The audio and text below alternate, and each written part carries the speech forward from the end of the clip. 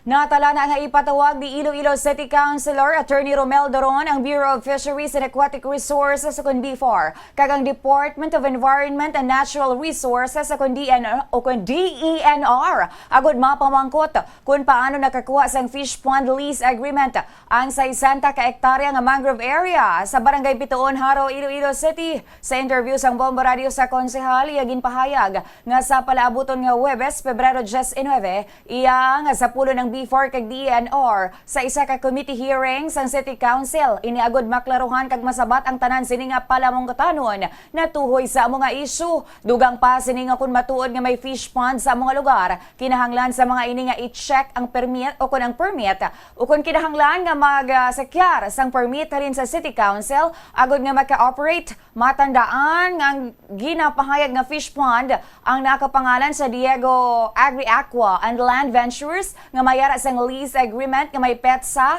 nga February 28, 2025 kag may numero nga 6351 kung sa diin sakop sini ang halos 35 ka hektarya sang lugar. Napetsahan man nga February 28, 2025 ang isa ka agreement nga may ara sang number nga FLA number 3483-8 nga may sakop nga 25 ka hektarya kag ginapanagiyahan sang pareho lamang nga individual. Isa nga mga impormasyon ang nagtuhaw matapos nga nagpatigayon sang investigasyon bangod sa alegasyon nga ginhatagan sang pribado nga land titles ang halos 50 ka hektarya nga mangrove areas sa Iloilo Strait nga ginakabig nga protektado nga public land. Huwebes, may committee hearing ako, no?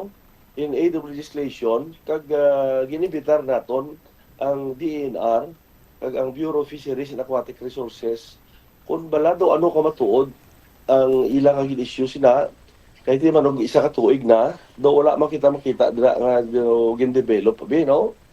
Kag besides, kung na fish pond ina, diri sa syudad, they have to secure permit from the City Council, eh. Sa akong pag-intindi, amo ina, no? So, I hope nga basi nagsala man kita. So, that's why nga ginaimbitar ta sila na mag-explain sila kung kabalo sila nga may fish pond lease agreement nga gin-issue ang ilang opisina.